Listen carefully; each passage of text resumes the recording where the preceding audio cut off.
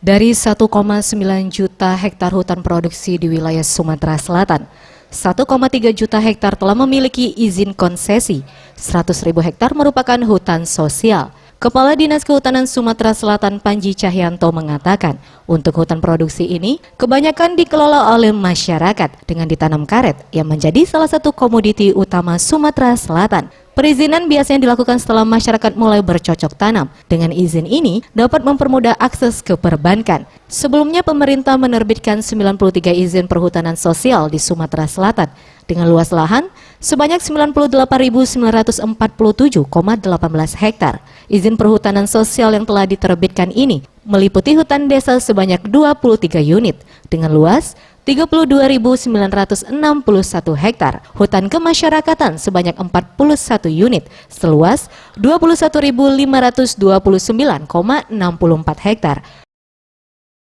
Totalnya sekitar 1,9 juta hektar. Sebenarnya yang sudah ada izin konsesi 1,37 juta hektar, yang ada perhutanan sosial lebih kurang 100.000 hektar. Jadi masih ada cukup luas untuk izin-izin baru itu untuk masyarakat. Tim Liputan Sriwijaya TV.